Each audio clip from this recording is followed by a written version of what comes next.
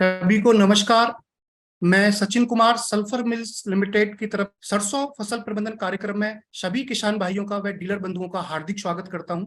आज जो हम कृषि चर्चा करने वाले हैं, इस कृषि चर्चा का विषय है सरसों सरसों फसल प्रबंधन। तो आज हम सरसों फसल प्रबंधन कार्यक्रम के तहत जो हमारे कृषि विशेषज्ञ हैं उनसे हम जानेंगे किस तरीके से हम अपनी सरसों की पैदावार को बढ़ा सकते हैं। इसके साथ साथ ही सही बीज दर क्या है, सही बुवाई का समय क्या है, वे कौन कौन सी बीमारियां व कीट हमारी फसलों को नुकसान पहुंचाते हैं, व किस तरीके से हम अपनी फसल को इन कीटों से व रोगों से बचा सकते हैं। इसके साथ ही हम जानेंगे संतुलित खाद के बारे में। तो किसान भाइयों, ये जो हमारा सेशन है वो 30 से 40 मिनट का रहेगा, तो कृपा करके हमारे साथ में आप 30 से 40 मिनट के लिए बने रहिएगा। तो सबसे पहले मैं अपने बारे में और अपने कृषि विशेषज्ञों के बारे में आपको परिचित कराना चाहता हूं। तो हमारे साथ में है हमारे कृषि विशेषज्ञ श्री पदम सिंह जी भाटी, एओ डिप्टी डायरेक्टर बाड़मेर। सर नमस्कार, बहुत बहुत स्वागत है आपका इस कार्यक्रम में। साथ ही हमारे साथ में है doctor U A Parasara, business head Sulphur Mills Limited. तो नमस्कार सर, आपका भी बहुत बहुत स्वागत है। इसके साथ ही हमारे अगले एक्सपर्ट हैं डॉक्टर देवी सिंह जी भाटी। किसी कारणवश वो अभी हमारे साथ में नहीं जुड़े हैं, लेकिन वो आगे अभी कार्यक्रम के बीच में हमसे जुड़ेंगे। तो वो एग्रीकल्चर साइंटिस्ट पाली से हैं, तो उनकी भी हम आपको जानकारी यहाँ पे फसल से संबंधित मिलेगी। तो इसके साथ ही मैं अपने बारे में आपको बता दूं, मेरा नाम सचिन कुमार है, marketing manager Jodhpur sulphur Mills limited. मैं कंपनी के बारे में शॉर्ट में थोड़ा बताना चाहूंगा संक्षिप्त में। कंपनी का नाम सल्फर मिल्स लिमिटेड है, जो कि भारतीय बहुराष्ट्रीय कंपनी है, जिस कंपनी के उत्पाद 85 से भी ज्यादा देशों के किसानों द्वारा उपयोग में लिए जाते हैं। अगर हम इसके मुख्य उत्पादों की बात करें, फर्टिस व टेक्नोजेट की, तो शायद राजस्थान के सभी किसानों की जुबान पर ये दोनों नाम रहते हैं। यहाँ तक कि दूसरे प्रदेशों के किसान भी अच्छे तरीके से भलीभांति परिचित हैं। टेक्नोजेट और फर्टिस, ये दोनों ही उत्पाद भारत सरकार से पेटेंट हैं। तो ये दोनों ही उत्पादों की क्वालिटी के बारे में हम आगे भी चर्चा करने वाले हैं। तो किसान भाइयों, बहुत महत्वपूर्ण सेशन है और आप हमारे साथ में इस 30 से 40 मिनट के लिए बने रहिएगा। जैसा कि डॉक्टर साहब आप भी जानते हैं, अगर 2021-22 की हम बात करें, किसी फसल ने सबसे ज्यादा प्रभावित किया या किसी फसल ने सबसे ज्यादा आकर्षित अपनी तरफ किसानों को किया, तो वो सरसों या रायड़ा था। नॉर्मली राजस्थान के एवरेज की अगर हम बात करें तो लगभग 25 से 27 लाख एकड़ में सरसों की खेती की जाती है। ऑल ओवर अगर भारत की हम बात करें तो लगभग भारत का 40 से 45% क्षेत्रफल राजस्थान में ही सरसों का आता है। अगर हम विश्व स्तर पे इसकी बात करें तो लगभग 20% भाग पूरे संसार का या पूरे वर्ल्ड का 20% भाग सरसों का क्षेत्रफल हमारे भारत में है। तो बहुत ही महत्वपूर्ण हमारे लिए फसल है। तो इससे ही जुड़ी जानकारियां, इससे ही जुड़ी चर्चा हमारी आगे बनी रहेगी। तो अभी मेरा जो पहला सवाल रहेगा वो डॉक्टर पदम सिंह भाटी जी से रहेगा। जैसा कि हम जानते हैं कि पिछले 1-2 सालों में काफी लोगों का रुझान रहा सरसों की तरफ, तो ये किस तरीके से, विशेषकर राजस्थान के किसानों के लिए, किस तरीके से सरसों फायदे का सौदा है, या फिर हम कहें कि लागत की मुकाबले मुनाफा ज्यादा है दूसरी फसलों की अपेक्षा। तो सर, आपका इस बारे में क्या कहना है? नमस्कार सभी किसान भाइयों को, डीलर बंधुओं को, सल्फर मिल्स कंपनी के सभी अधिकारियों को, सर साहब को। जो आपका ये सवाल है कि सरसों की जो फसल है, सरसों की फसल राजस्थान की जो कृषि की जो इकोनॉमी है उसमें बहुत ही इम्पोर्टेंट रोल पैदा करती है। सरसों की फसल का, जैसा कि आपने मुझसे सवाल पूछा है कि सरसों की फसल का जो क्षेत्रफल है वो पिछले कुछ वर्षों में बढ़ा है। उसके बढ़ने के पीछे एक तो इसका मूल्य है। सरसों का जो मूल्य है उसमें अच्छा बढ़ोतरी होने के कारण किसानों का रुझान बढ़ा है। अगर अपन बात करें कि जो ये क्षेत्रफल है अपना, जो पश्चिमी राजस्थान का क्षेत्रफल है, पूर्वी राजस्थान भरतपुर वाला क्षेत्रफल में तो उस क्षेत्र में तो पहले ही सरसों अच्छी बोई जाती थी। लेकिन जो पश्चिमी राजस्थान का जो क्षेत्रफल है, यहाँ क्षेत्रफल बिल्कुल बहुत बड़ी गति से बढ़ रहा है। इसका जो मेन कारण वो ये है कि एक तो यहाँ पर जीरा और इसबगोल की खेती होती है, तो वो उस खेती के अंदर काफी ज्यादा रिस्क है, और जबकि सरसों की फसल में उतना रिस्क नहीं है और उसकी पैदावार बहुत ज्यादा होती है, उसका भाव भी अच्छा होने के कारण में। उदाहरण के तौर पर मैं बताऊं तो बाड़मेर जिले का जो पिछले वर्ष का जो सरसों का क्षेत्रफल था गत 1 वर्ष पहले था, तो वो क्षेत्रफल था लगभग 18 से 20,000, और जो गत वर्ष का जो क्षेत्रफल है वो क्षेत्रफल बढ़कर हो गया 65,000। तो ये इतनी बड़ी बढ़ोतरी सरसों के क्षेत्रफल में होना, ये किसानों की आमदनी में बढ़ोतरी होने का ही परिचायक है, क्योंकि किसानों को इससे अच्छी इनकम मिल रही है और वो जीरा और इस सब के प्रति कम जा रहे हैं। जी, बहुत ही अच्छी जानकारी बताई आपने सर। और क्योंकि अगर देखा जाए तो राजस्थान की पहचान ये 2 ही फसलों से है, या तो जीरा या फिर सरसों। तो सरसों का क्षेत्रफल भी बढ़ रहा है और लोग बम्पर पैदावार ले रहे हैं। पहले तो क्या है, भरतपुर क्षेत्र के या अलवर क्षेत्र के किसान ही ज्यादा पैदावार लेते थे, लेकिन अभी धीरे धीरे लोग मिट्टी की जांच भी करवा रहे हैं और आधुनिक पद्धति से खेती कर रहे हैं। तो बाड़मेर या जैसलमेर या जोधपुर के किसान भाई भी अच्छी तरीके से पैदावार ले पा रहे हैं। तो मेरा अगला सवाल भी आप ही से रहेगा। जी, अभी जैसे हम बात करें कि अभी हालांकि टाइम निकल चुका है बिजाई का, सरसों की बिजाई का सही समय क्या रहता है? क्योंकि मैंने अभी भी इस बार भी देखा है कि लोग सितंबर से शुरुआत करते हैं बिजाई की और नवंबर के महीने तक भी लोग फसल की बिजाई कर रहे हैं। तो उसका सही समय या सही तापमान क्या है, उसके बारे में सर मैं जानना चाहता हूँ। किसान भाइयों से मेरा निवेदन ये रहेगा कि सरसों की जो वैज्ञानिक रूप से अगर बात करें, वैज्ञानिक खेती की बात करें, तो सरसों की फसल का जो सही बिजाई का समय है वो 25 सितंबर से राजस्थान में चालू हो जाता है। 25 सितंबर से 15 अक्टूबर तक का समय को वैज्ञानिक रूप से हम अच्छा समय मानते हैं। हालांकि ये तापमान पर निर्भर करता है, अगर तापमान ज्यादा है तो इसको अपन थोड़ा और आगे 15 अक्टूबर के थोड़ा सा बाद भी 4-5 दिन या 5-7 दिन का और अपन गैप ले सकते हैं। मेन इसमें रोल तापमान प्ले करता है। जो बुआई का जो ऑप्टिमम टेम्परेचर जिसको हम लोग बोलते हैं, किसान भाइयों से मेरा निवेदन है कि वो सरसों की बुआई के लिए 25 से जो आपका 30 डिग्री का जो तापमान है, तो उपयुक्त तापमान माना गया है। और इस समय जो किसान भाई जो है अपना बुआई कर सकते हैं। बुआई के समय एक चीज वो बिल्कुल अच्छे से ध्यान रखे कि बुआई करते समय वह लाइन सोइंग करें। लाइन सोइंग मतलब वो बिल्कुल सीधी बुआई करें, और पंक्ति से पंक्ति की जो दूरी है वो लगभग 45 से 50 सेंटीमीटर रखें, और पौधे से पौधे की जो दूरी है वो 10 सेंटीमीटर रखते हुए अपना बुआई का कार्य करें। जी, तो किसान भाइयों, आपने अभी सुना, डॉक्टर साहब से आपने सुना कि हमें स्पेसिंग का यानी कि पौधे से पौधे की दूरी का भी बहुत ख्याल रखना है। क्योंकि अगर हम आज की तारीख में अगर बात करें तो हम सभी किसान भाइयों के यहाँ पे हमने काफी दौरे किए हैं, तो हमने देखा है जो बीज की मात्रा 1 एकड़ में आनी चाहिए वो मात्रा हम 1 बीघे में वहां पे डाल रहे हैं। तो डॉक्टर पराशरा सर, मैं आपसे पूछना चाहता हूँ कि सही बीज दर क्या होनी चाहिए? क्योंकि आजकल हाइब्रिड का जमाना है और हाइब्रिड वैरायटियां ही किसान भाई हमारे बो रहे हैं। काफी पैदावार भी उनकी अच्छी आती है, लेकिन कंपनियां जो पैदावार बताती हैं वो पैदावार किसान भाइयों को नहीं मिल पाती है। उसका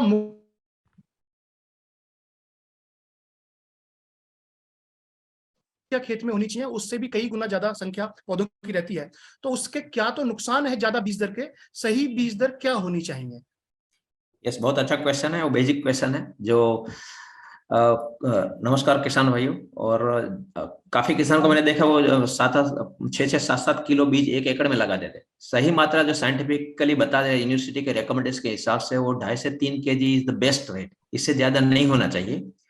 और सर ने भी बताया आगे कि 45 से 50 सेंटीमीटर 2 लाइन के बीच में अंतर होना चाहिए, डिस्टेंस होना चाहिए, और 2 पौधे के बीच में 8 से 10 सेंटीमीटर का डिस्टेंस होना चाहिए। इसलिए ताकि वो पौधे को ब्रांचेस को पूरा जगह मिले। जितनी अच्छी ब्रांचिंग होगी जितना अच्छा उसमें पत्ते आएंगे और फोटोसिंथेसिस बढ़ेगी, ऐसे ईल्ड बढ़ेगा। एकदम हाई डेंसिटी प्लांटिंग से लगाएंगे हम तो पौधे पतले से ब्रांचेस बगर के सीधे सीधे ग्रो होंगे और उसमें बहुत कम फलियां बैठेगी, तो ईल्ड पे नुकसान जाता है।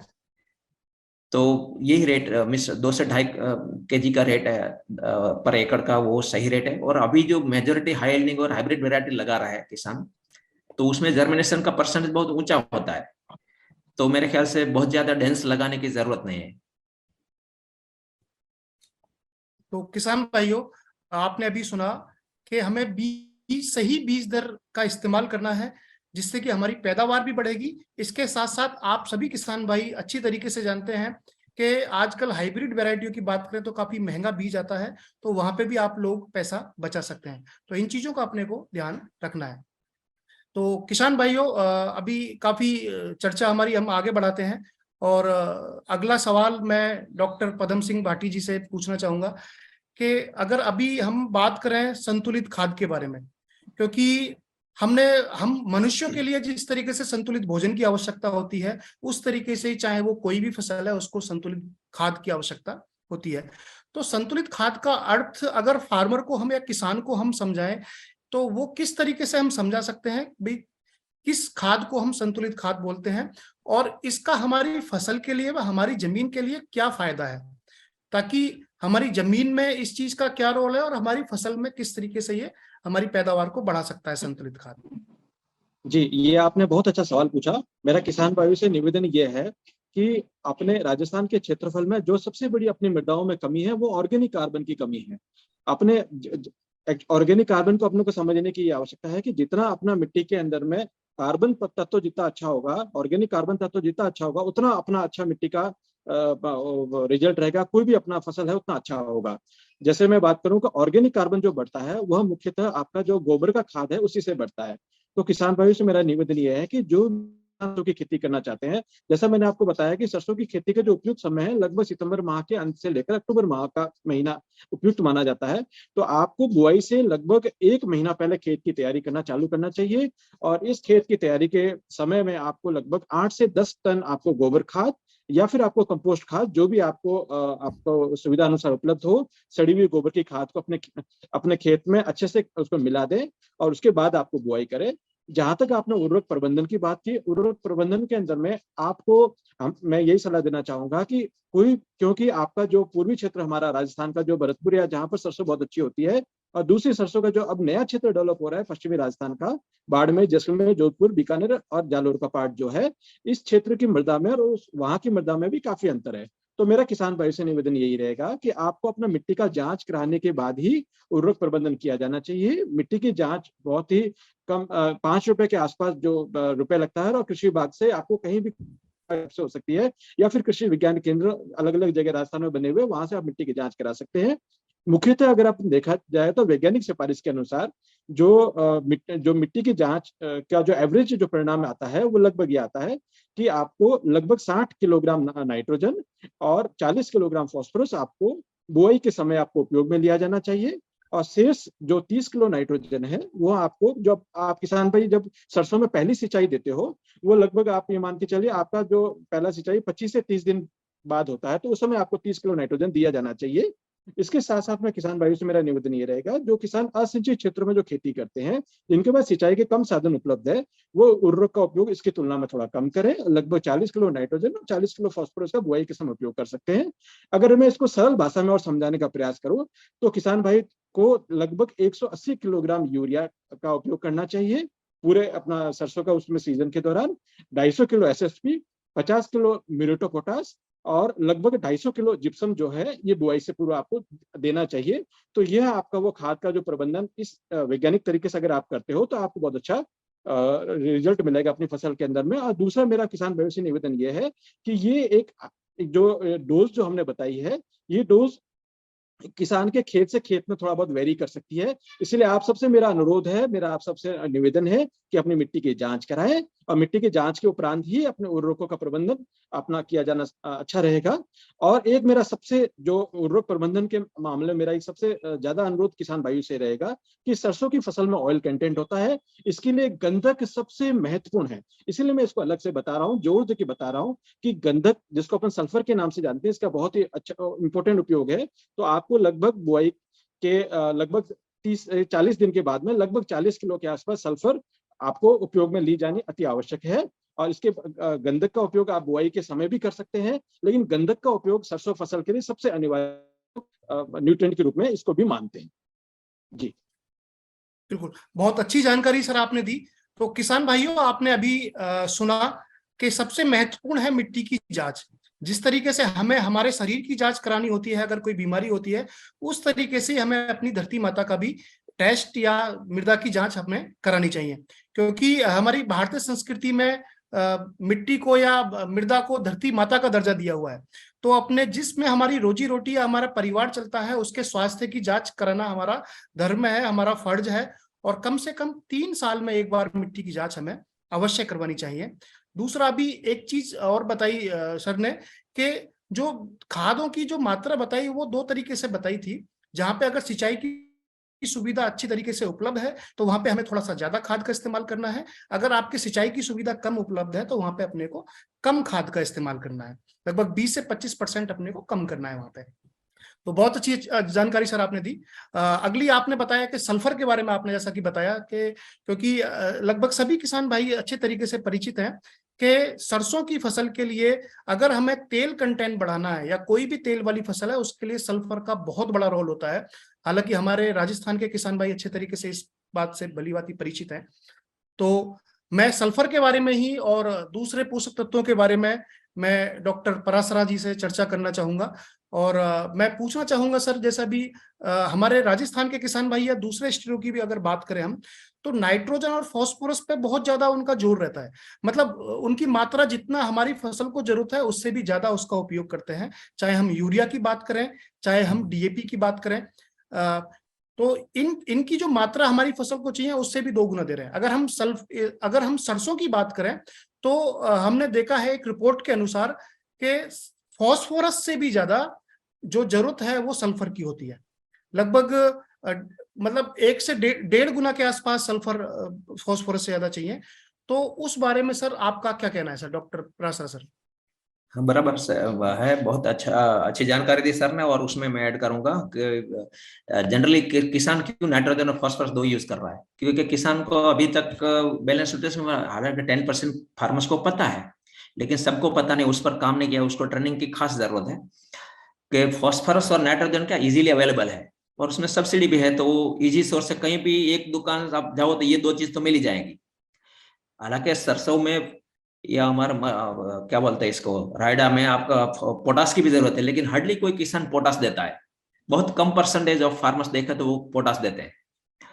सल्फर काफी कम नहीं काम कर रहा, हमने बहुत काम किया, सल्फर ने बहुत काम किया, तो करीब करीब 30% किसान देते हैं।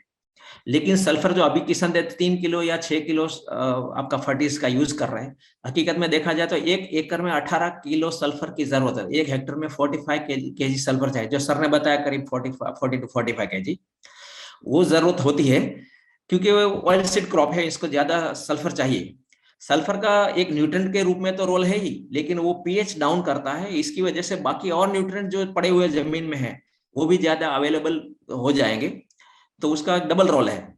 और सल्फर को किसी और न्यूट्रिएंट्स के साथ एंटागोनिज्म नहीं है कि आप सल्फर डालो और बाकी कोई न्यूट्रिएंट कम मिलने लगेगा, ऐसा कुछ नहीं होता है। सल्फर सब न्यूट्रिएंट को साथ में लेके अवेलेबिलिटी बढ़ाता है। तो ये सल्फर बहुत जरूरी है, लेकिन किसान उसका जिस मात्रा में जरूरत है उससे बहुत कम यूज कर रहे हैं। जी जी जी, सही कहा सर आपने। अभी भी कुछ किसान भाई ऐसे हैं कि जो अभी भी सल्फर का प्रयोग बिल्कुल नहीं कर रहे हैं। तो ये भी बहुत बड़ी एक समस्या है, क्योंकि हम लोगों का मानना क्या है कि हम एकरेज बढ़ाते जा रहे हैं। हमने पिछले साल 5 बीघे लगाए, तो हम कोशिश करेंगे अब की बार 7 बीघे लगाएं, लेकिन कोई भी पैदावार या उत्पादन बढ़ाना नहीं चाहता। तो उत्पादन बढ़ाने के लिए हमें बेहतर तरीके से खेती करनी पड़ेगी, मिट्टी की जांच करवानी पड़ेगी, उसी के अनुसार फर्टिलाइजर एप्लीकेशन करना पड़ेगा, सल्फर तत्व की पूर्ति करनी पड़ेगी। तो इस तरीके से ही हम औसत पैदावार को बढ़ा सकते हैं। तो जैसा कि अभी सल्फर के बारे में हमने जाना, सल्फर बहुत ही महत्वपूर्ण एक तत्व है हमारी सरसों की फसल के लिए। तो सर, जैसे सल्फर मिल्स की अगर बात की जाए, जो सल्फर मिल्स का एक ब्रांड की अगर बात की जाए जो पूरे विश्व में फेमस है, पूरे विश्व के किसान भाई इससे भलीभांति परिचित है, और जिसका नाम है फर्टिस। तो फर्टिस के बारे में, क्योंकि अभी सल्फर की बात चल रही थी, तो सल्फर फर्टिस में भी 90% WDG फॉर्मुलेशन में सल्फर खाद है, जो कि भारत सरकार से पेटेंटेड भी है। तो बाकी दूसरे सल्फर से ये क्यों बेहतर है? क्योंकि अभी भी मार्केट में एक बाढ़ सी आई हुई है सल्फरों की। अलग अलग प्रकार के सल्फर और अलग अलग कंपनियों के सल्फर मार्केट में उपलब्ध है। तो वहां पे फार्मरों से या किसानों से आप क्या कहना चाहते हैं? बेशक सल्फर मैक्रोन्यूट्रिएंट में डिक्लेयर हो चुका है, सरकार ने भी उनको एक मुख्य तत्व में ले लिया है। पहले वो सेकेंडरी न्यूट्रिएंट में था, तो सबको ये अवेयरनेस वर्ल्ड वाइड बढ़ी हुई है अवेयरनेस कि भाई सल्फर एक बड़ा तत्व है, इसको हर फसल में जरूरी है, खास करके ऑयल सीड और चिली और मसाले वाली फसल में तो ज्यादा जरूरत है। सल्फर जो हमारा फर्टिस है वो बाकी कंपनियों से कैसे अलग है, क्योंकि ये सबसे पहले भारत में सल्फर के ऊपर किसी ने काम करना शुरू किया तो सल्फर मिल ने आज से 50 साल पहले शुरू किया था, और 2008 में हमने ये पेटेंट सरकार ने दी है, क्योंकि उसकी जो प्रोसेस है, बनाने का तरीका है, और उसका पार्टिकल साइज खास करके 2 to 4 माइक्रोन वाला पार्टिकल साइज हमारा है, और वो देने के बाद 24 आवर्स में फसल को मिलना शुरू हो जाता है, उसी की पैटर्न है। तो ये सबसे अलग है बेसिकली, किसी का उस पार्टिकल साइज हमारे आसपास में नहीं है, सब बाकी अलग अपने तरीके से बना रहा है, लेकिन ये जो प्रोसेस से कोई मेरे ख्याल से नहीं बना रहा है। तो ये फर्टिस है, बाकी सल्फर से हटके हैं, और रिजल्ट भी किसान जो एक बार फर्टिस यूज करता है वो दूसरा को ब्रांड नहीं यूज करता है तो फिर वापस फर्टिस पे आ जाता है। वो उसका खुद का विजन है बेसिकली, वो रिजल्ट देखता है खुद। ओके जी जी। तो किसान भाइयों, जैसा कि अभी डॉक्टर साहब ने भी बताया कि जो फर्टिस सल्फर है वो भारत सरकार से पेटेंटेड है, और ये भारत में ही नहीं बल्कि 8 से 9 देशों में पेटेंट है, चाहे चाइना की बात करें चाहे अमेरिका की बात करें, तो बड़े बड़े देशों में जो भी कृषि विकसित देश हैं वहां पे ये पेटेंट है। और पेटेंट जो मिलता है वो वहाँ की गवर्नमेंट या सरकार से मिलता है, और वो उसकी क्वालिटी के लिए और उसके जो फॉर्मुलेशन है, नई पद्धति है जो किसानों के हित में होती है, उसी के हिसाब से ये पेटेंट मिलता है। तो किसान भाइयों, आपने फर्टिस के बारे में भी जाना। मैं अगला सवाल सर मेरा आपसे ही रहेगा। जैसा कि अभी फर्टिस की अगर बात करें तो पिछले 8-10 सालों से काफी लोग किसान भाई इसको जानते हैं और यूज में भी, प्रयोग में भी ले रहे हैं सभी फसलों में। एक अपना अगर अगले उत्पाद की हम बात करें जो कि किसानों के बीच में काफी चर्चित है और किसान भाई अच्छी तरीके से जानते भी हैं उसको, जिसका नाम है टेक्नोजेड, जो कि एक जिंक है टेक्नोजेड। तो सर, टेक्नोजेड किस तरीके से हमारी सरसों की फसल के लिए लाभकारी है, या फिर किस तरीके से हमारी पैदावार को टैक्नोजेड बढ़ा सकता है? तो उसके बारे में भी सर, उसका डोज क्या रहेगा और उसके डालने का तरीका भी कृपया आप बताएं। ओके सर, टेक्नोजेड है वो एक नया ओआरटी बेस्ड फॉर्मुलेशन है, ऑप्टिमम रिलीज टेक्नोलॉजी। जनरली अभी तक जो मार्केट में, भारत के मार्केट में जितने भी जिंक थे, इसमें सल्फर प्लस जिंक है बेसिकली टेक्नोजेड में। तो अभी तक जो भी जिंक थे वो सल्फेट फॉर्म में थे, ताकि वो देने के बाद 4-5-6 दिन में वो चला जाता है, जिसका फसल ले सकते इतना ले जाते, बाकी वो लॉस हो जाता है, रन ऑफ हो जाता है। लेकिन ये फॉर्मेशन पहला भारत में ऐसा है, वो भी पेटेंट है, भारत सरकार ने उसको पेटेंट दिया है कि आप कोई भी फसल लगाओ तो 70 से 80 दिन तक धीरे धीरे जिंक मिलता रहता है, यानी आपकी 120 डेज की फसल है उसमें दोबारा जिंक डालने की जरूरत नहीं पड़ेगी। इस टाइप का ये जिंक है ऑक्साइड फॉर्म में। और कोई भी फसल हो, कोई भी उसको जड़ बनने से, यानी रूटिंग से लेके, जड़ बनने से लेके दाना भरने तक जिंक की अलग अलग अवस्था में जरूरत पड़ती है, क्योंकि आपका जो प्लांट को कंट्रोल, सिस्टम को कंट्रोल करने वाला जो हार्मोन्स होते हैं, वो हार्मोन्स बनता है जिंक से, यानी हार्मोन बनने के लिए जिंक है रॉ मटेरियल है। तो रूटिंग होना, पौधे में ब्रांचेस का होना, फ्लावरिंग होना, पोलिनेशन का रोल बनना, दाना भरना, ये तमाम समय पे अलग अलग जिंक की मात्रा थोड़ी या ज्यादा, कुछ फसल में ज्यादा चाहिए, कुछ फसल में मीडियम चाहिए, कुछ में छोटी कम चाहिए। तो सर से वो मीडियम रिक्वायरमेंट वाला 150 ग्राम से लेके 200 ग्राम तक का जिंक 1 एकड़ में चाहिए। तो ये एकड़ में 4 किलो के हिसाब से हम टेक्नोजेड लगवाते हैं, वो भी करीब पहला इरिगेशन जो लगता है 25 से 30 दिन के आसपास में, उसी समय ये दे सकते हैं। काफी किसान जो रेत वाली जमीन में इरिगेशन फ्लड नहीं होता तो स्प्रिंकलर के साथ दे देते हैं, वो भी एक सही तरीका। ड्रिप के साथ भी दे सकते हैं और फ्लड इरिगेशन में भी दे सकते हैं, या पहले देने के बाद में पानी पिला सकते हैं। तो इस तरीके से दे सकते हैं। बहुत ही बड़ा इंपॉर्टेंट न्यूट्रिएंट है ये। जी सर। डॉक्टर साहब, ये बताइए कि टेक्नोजेड का हम प्रयोग और फर्टिस का प्रयोग सरसों में हम कब करना चाहिए जिससे कि हमें बेहतर रिजल्ट मिल सके किसानों को, और कितनी कितनी मात्रा में दोनों का प्रयोग करें किसान भाई? वैसे तो हम टेक्नोजेड को बेसल में दिया जाए और फर्टिस को बाद में 30 दिन के बाद और बाद में एक बार, ऐसा करके 2 डोज में देने का रेकमेंड कर रहे हैं। लेकिन जहां रेत वाली जमीन है वहां किसान पहले नहीं दे रहा है, तो वहां थोड़ा उनका इरिगेशन को कवर करने का और काफी और लिमिटेशंस है, जमीन को लेवलिंग करने का तमाम चीज। तो जो किसान का प्रैक्टिस है, जो राजस्थान का, पश्चिम राजस्थान खास करके बात करें, तो वो 25 से 30 दिन के बाद जो पहला इरिगेशन देता है, उसी समय पहले डोज में हम 3 किलो फर्टिस के साथ 4 किलो टेक्नोजेड दे सकते हैं, और इसके बाद एक डोज फिर से फर्टिस का दे सके, क्योंकि फर्टिस, वैसे तो रिक्वायरमेंट फर्टिस की बहुत ज्यादा है 18 किलो पर एकड़, लेकिन किसान यहाँ भी 6 किलो तक पहुंचे हुए हैं। उसको और दे तो पर 3 किलो का डोज बढ़ाने से करीब 1 से 1.5 क्विंटल सरसों का उत्पादन बढ़ जाए, वो हमारा रिसर्च ऐसा बता रहा है। लेकिन अब वो किसान धीरे धीरे खुद लगाएंगे, वो एक्सपेरिमेंट करेंगे, खुद को सेटिस्फेक्शन हो तब वो बढ़ेगा। ओके, तो इस तरीके से दोनों साथ में पहले दे दे और बाद में फिर एक बार फर्टिस का डोज दे, उस तरीके से आगे जा सकते हैं। तो किसान भाइयों, हमें पहली या दूसरी सिंचाई के वक्त जब हमारी फसल 20 से लेकर 30 दिन के बीच में हो, तो हमें टेक्नोजेट 4 किलोग्राम प्रति एकड़ के हिसाब से और फर्टिस 3 किलोग्राम प्रति एकड़ के हिसाब से प्रयोग में लेना है। इसके बाद में हम दूसरी सिंचाई या तीसरी सिंचाई हम करते हैं, तो उस समय पे आपको लगभग 3 किलोग्राम प्रति एकड़ के हिसाब से फर्टिस का प्रयोग दोबारा से करना है। तो कुल मिला के 6 किलोग्राम प्रति एकड़ के हिसाब से फर्टिस का प्रयोग और 4 किलोग्राम प्रति एकड़ के हिसाब से टेक्नोजेट का प्रयोग हमें सरसों की फसल में करना है। मेरा अगला सवाल डॉक्टर देवी सिंह भाटी जी से है।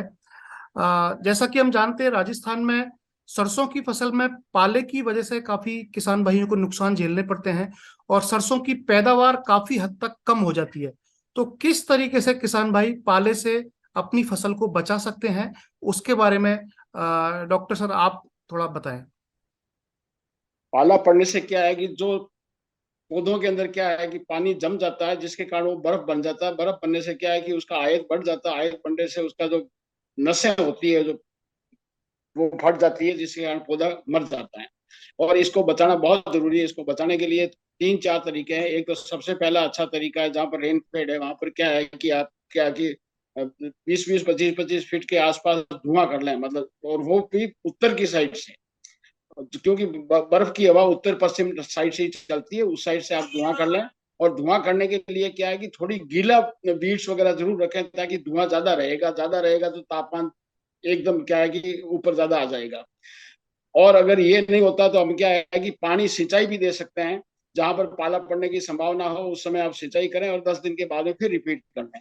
सिंचाई की सुविधा न होने पे हम सल्फ्यूरिक एसिड को 0.1% से अपन घोल में बना के करीबन 400 लीटर जो पानी है उसके अंदर घोल के और स्प्रे करने से उसके अंदर क्या है कि सल्फर का क्या है कि जो रेजिस्टेंस पावर बढ़ता है, कोल्ड के प्रति ठीक रहता है, जिसके कारण आपके पाला का इफेक्ट नहीं पड़ेगा, कम पड़ेगा तुलनात्मक। जी, तो जैसा कि अभी डॉक्टर भाटी सर ने बताया, अभी किसान भाइयों, हम गंधक का तेजाब जिसको बोलते हैं उसका हाँ, हम गंधक स्प्रे का कर तेजाब। सकते हैं। इसके अलावा जैसे अभी पीछे भी हमने जानकारी आपको दी थी, हम फर्टिस का प्रयोग यानी सल्फर 90% जो फर्टिस है, फर्टिस का भी उपयोग हम करेंगे, तो कहीं ना कर कहीं हमारी सकते फसल में रोग प्रतिरोधक क्षमता डेवलप होगी और हैं। पाले रोग की वजह से भी उसमें आप अगर सल्फर का फर्टिस का उपयोग करेंगे तो क्या है कि इसमें कोल्ड रेजिस्टेंस, जो ठंडक को प्रतिरोधक क्षमता उसमें बढ़ जाएगी। उसके बढ़ने से क्या है कि पौधों के अंदर जो नुकसान होना है तुलनात्मक बहुत कम होगा। इसलिए आप फर्टिस का जी जी उपयोग आप आराम से कर सकते हैं। जी जी धन्यवाद सर। तो बहुत ही अच्छी चर्चा चल रही है सर।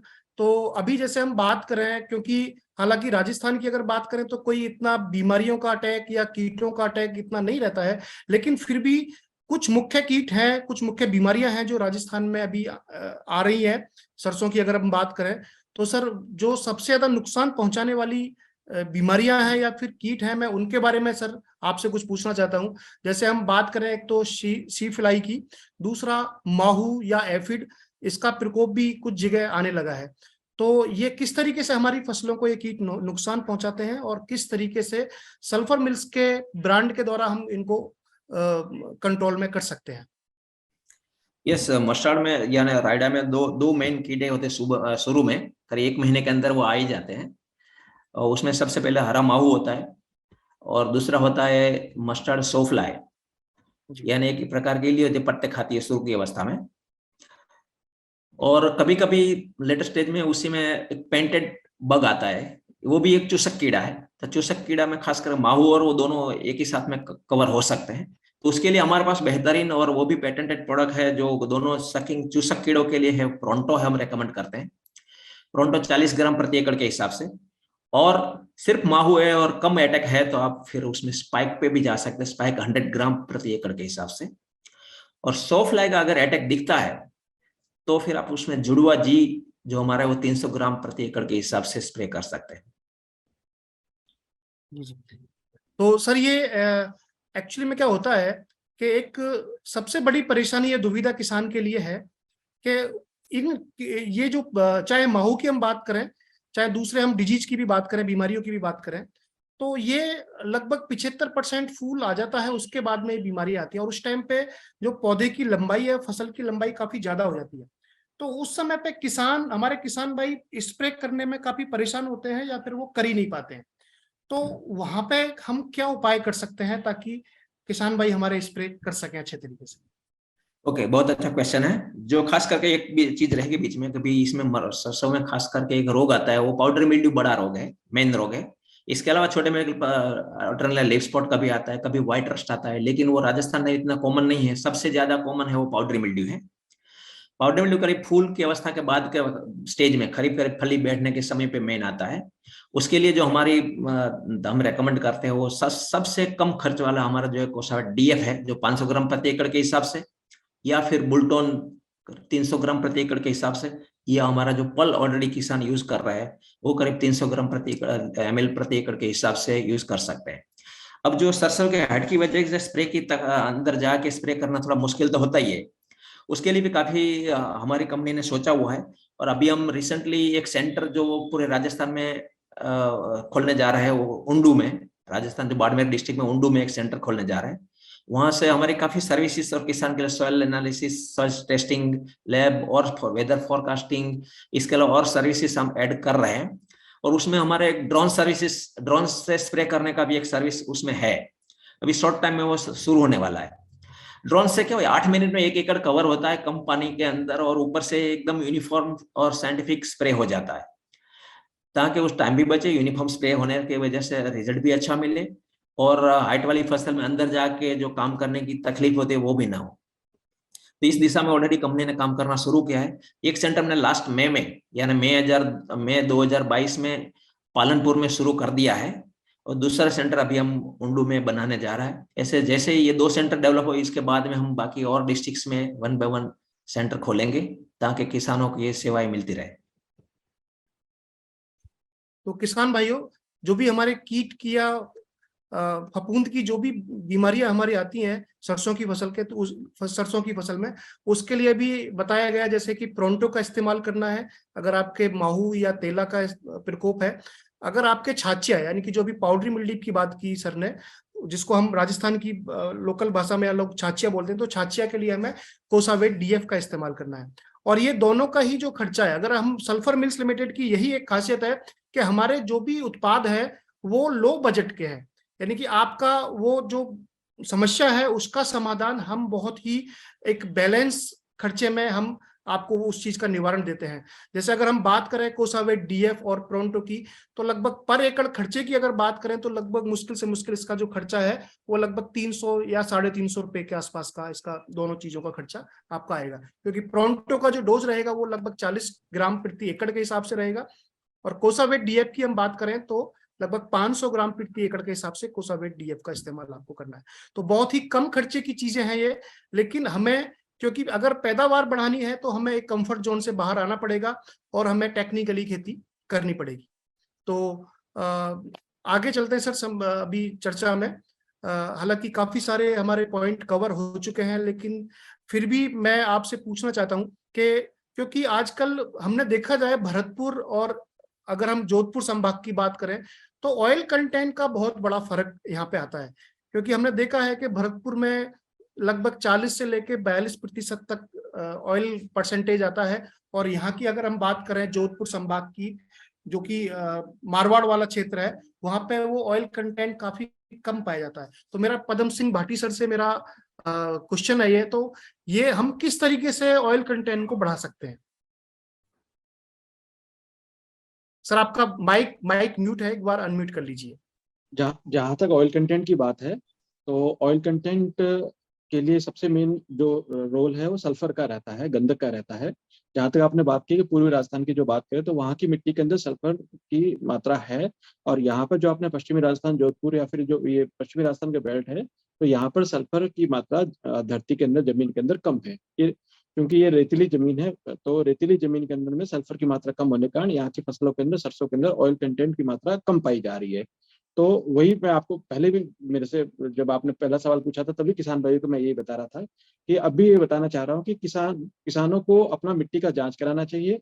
तो मिट्टी की जांच के अंदर सल्फर का मात्रा कितना डालना चाहिए, जैसा भी पहले मैंने बताया 40 से 45 किलो प्रति हेक्टेयर जो हम डाल रहे हैं, उस कहीं कुछ जगह होगा, हो सकता है इसकी मात्रा और बढ़ जाए। तो ऑयल कंटेंट जो आपका सरसों का जो फसल है मेन ऑयल कंटेंट के लिए ही जानी जाती है, तेल के लिए जानी जाती है। तो इसका ऑयल कंटेंट में सल्फर की मात्रा को संतुलित उपयोग करके ऑयल कंटेंट को बढ़ा सकते हैं। जी, तो किसान भाइयों, जो उसका मुख्य घटक है सरसों की अगर बात करें तो उसका ऑयल है, तेल है। तो तेल की मात्रा को बढ़ाने के लिए हम सरसों की फसल में सल्फर या फर्टिस का प्रयोग हम ज्यादा से ज्यादा करें। दूसरी चीज है कि हमने, क्योंकि ये बहुत महत्वपूर्ण रोल अदा करता है ऑयल परसेंटेज, क्योंकि एक ही किसान के एक ही गांव की सरसों का रेट अलग अलग होता है मंडी में। अगर उसकी लैब अच्छी है या ऑयल परसेंटेज अच्छा है तो उसको अच्छा रेट मिलता है, वहीं अगर उसकी लैब परसेंटेज कम है या ऑयल परसेंटेज कम है तो उसको भाव कम मिलता है। तो इन चीजों का भी ख्याल हमें रखना है। हमें पैदावार तो लेनी ही लेनी है, साथ के साथ हमें उसमें तेल की मात्रा में भी इजाफा करना है। तो आज कृषि चर्चा सर, हालांकि हमारा प्रोग्राम 40 मिनट का है, तो लगभग समय भी हमारा होने जा रहा है और लगभग हमारे सारे जो पॉइंट है वो कवर हो गए हैं। तो सर आपका बहुत बहुत धन्यवाद, आपने अपना कीमती समय हमें दिया।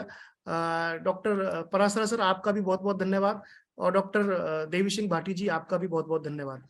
तो किसान भाइयों, मैं एक ही लाइन में समराइज करना चाहता हूँ। सरसों की फसल अभी बिजाई लगभग कंप्लीट हो चुकी है, अभी सिंचाई का वक्त आने वाला है। तो हमें संतुलित खाद के ऊपर ज्यादा ध्यान देना है, संतुलित खाद का प्रयोग करना है। हमें सल्फर है, जिंक है, नाइट्रोजन है, फास्फोरस है, पोटास है, सभी को एक बैलेंस के हिसाब से डालना है। हमें ऐसा नहीं कि हमें केवल यूरिया का ही इस्तेमाल ज्यादा करना है या फास्फोरस का इस्तेमाल ज्यादा करना है। हमें नाइट्रोजन, फास्फोरस और पोटास के साथ में सल्फर और जिंक का भी प्रयोग करना है, ताकि हमारी जमीन खराब ना हो, साथ के साथ हमारी पैदावार अच्छी आए। तो सभी किसान भाइयों का बहुत बहुत धन्यवाद, सभी श्रोताओं का, दर्शकों का बहुत बहुत धन्यवाद।